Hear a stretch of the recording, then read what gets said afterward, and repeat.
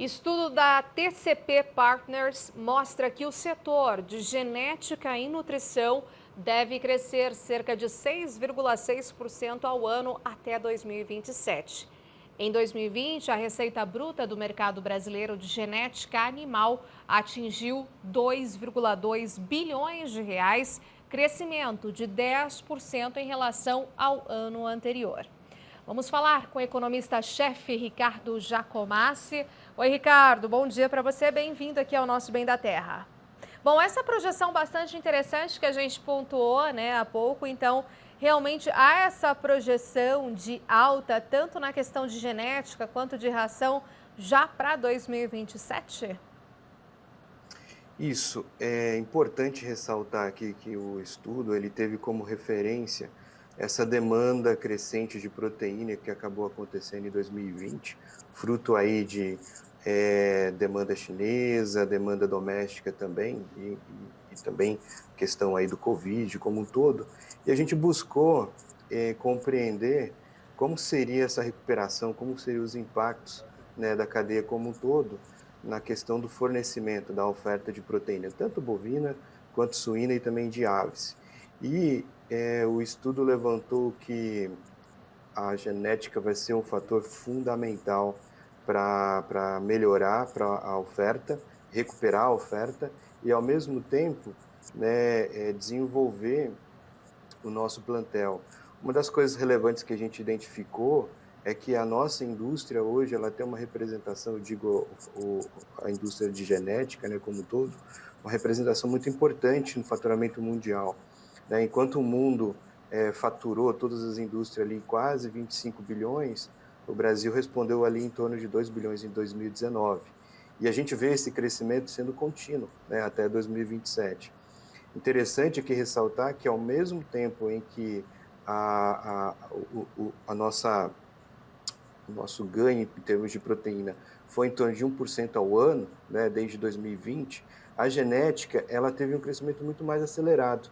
Isso significa que, para a nossa indústria ter esse crescimento, continuar esse crescimento da proteína, do fornecimento, a genética ela vai ser fundamental, né? Nós temos alguns problemas aqui que eu vejo que são fatores que nós vamos ter que trabalhar aí nos próximos anos. Um é a questão dos investimentos em pesquisa e desenvolvimento, né? Nós sabemos que as empresas que desenvolvem genética, ou que elas têm no seu processo ali a genética como principal atividade, tem uma margem muito superior às outras empresas da cadeia como um todo. Um exemplo, a margem líquida das empresas do setor de genética é em torno de 14% a 20%, enquanto os outros demais setores, a margem fica em torno de 10% a 14%. Então, é um segmento que tem boas perspectivas, tem investidores também olhando muito, né, esse segmento, precisa se profissionalizar. A gente viu que algumas empresas que nós estudamos ainda não estão profissionalizadas, então acho que esse é um fator interessante. Fora isso, nós estamos preocupados aqui com os preços dos insumos, né? Impactados pelo dólar e tal. Então, esse é um fator que nos chamou muita atenção. Mas o mercado é muito promissor, é fantástico. Exatamente, né? Porque o que a gente tem acompanhado é que essa demanda, esse apetite, principalmente chinês, deve continuar, porque a gente tem o balizador ali, que é o incremento, aumento da população, não só ali naquela região, mas mundial, ou seja, a questão de aumento dessa segurança alimentar vai ser um ponto cada vez mais chave aí entre as discussões no mundo. E claro, aí entra muito a questão dos nossos embarques, das nossas exportações. Como foi realizado, né, esse estudo? Como que vocês chegaram a esses resultados, Ricardo? Ótima pergunta. Nós utilizamos aqui como referência as empresas que acabam trabalhando ou que fazem parte desse mercado, né? Então, nós pesquisamos empresa por empresa, a gente viu que tem muitas empresas pequenas, né, ainda pequenas e médias empresas, mas também grandes empresas.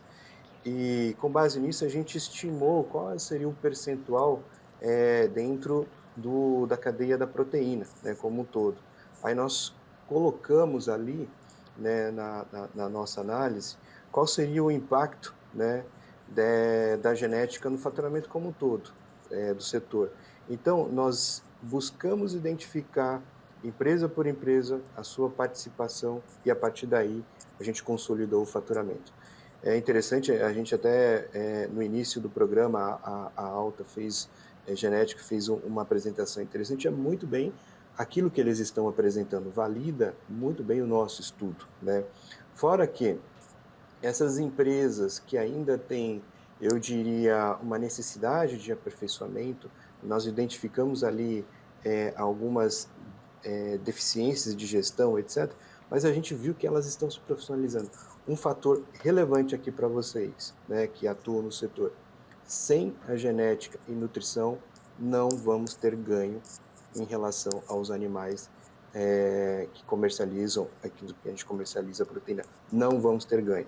Então, a genética, ela é fundamental para manter esse crescimento, né, dos ganhos de peso, ganhos de proteína sobre o mesmo animal.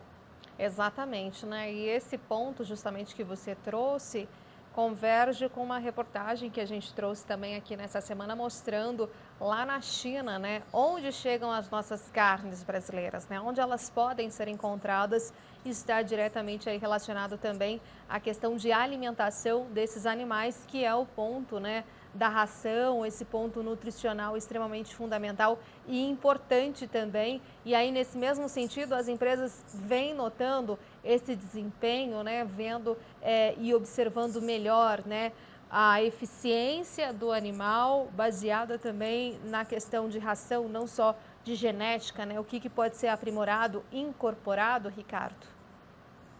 Olha, você tocou num ponto fundamental. Sem genética, mesmo que você tenha bons alimentos ou nutrição, etc., você não tem a mesma performance. Então, os dois têm que caminhar muito juntos, né? Tanto a nutrição quanto o desenvolvimento genético. Para nós, o que a gente vislumbra, o que a gente vê no futuro, são as empresas que atuam na área de nutrição também buscando desenvolvimento dos seus canais, né, de venda e tal, a parte da genética. Então, olha, se eu já forneço nutrição, eu vou também fornecer ali genética, porque eu tenho marca, eu tenho qualidade e por aí vai. Então, essa é uma tendência de mercado. Não com, o que a gente percebeu é que não dá para separar genética de nutrição, eles caminham juntos, né? Então essa é uma tendência do mercado. O Brasil, como um todo, é um grande fabricante de nutrição e às vezes até de componentes de vanguarda, né? Foi utilizado ali bastante pesquisa e desenvolvimento. Mas nós temos ainda um caminho um pouco longe para a gente melhorar ainda mais a parte da nutrição. A gente sabe que tem componentes muito básicos, tem componentes, tem nutrição que são nutrição muito básica, são commodities, mas o que a gente está percebendo é que o desenvolvimento está sendo bastante acelerado.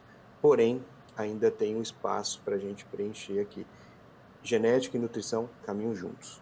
Perfeito, muitíssimo obrigada, Ricardo. Tendo outros estudos, né, outros dados aí relevantes para a gente dividir aqui com a nossa audiência, a gente faz questão que você entre em contato com a gente. Muito obrigada, ótimo dia. Legal. Tchau, tchau. Obrigado. Tchau, tchau.